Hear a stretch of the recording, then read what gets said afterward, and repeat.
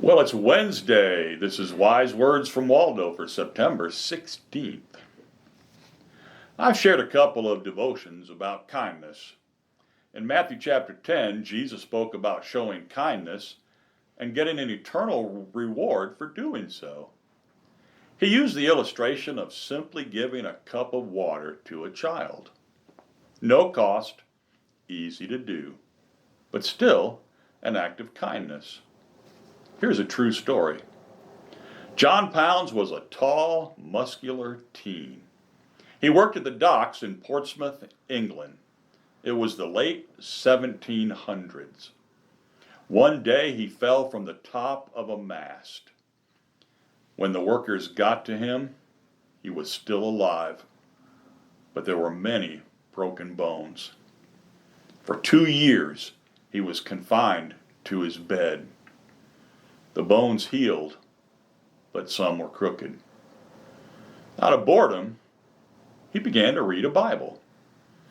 It gave him some hope. A few years later, he hobbled out to try to find a job. A shoemaker hired him. Now he could read the Bible and be able to go to work. Reading the Bible, he learned about God's love and forgiveness, and he became a Christian. He worked hard.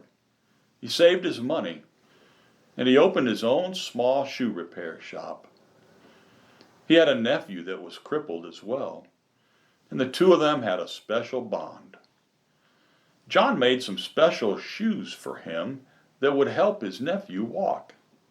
Soon, John began making corrective shoes for other children. His burden for children grew. He started feeding some of the homeless children. He'd limp around the docks. He'd give food to the hungry children. In his lifetime, he personally rescued almost 500 children. There are boys' homes and girls' homes that were started. John Pounds died on New Year's Day in 1839 while helping a boy with an ulcerated foot. He was buried in a churchyard on High Street.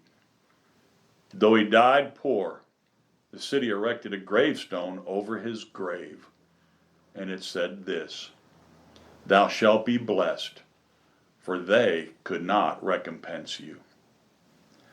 I'm not asking you to give up the rest of your life and go work in an orphanage, but will you find some way to show kindness to someone that's less fortunate than you today? Now stop and think about that.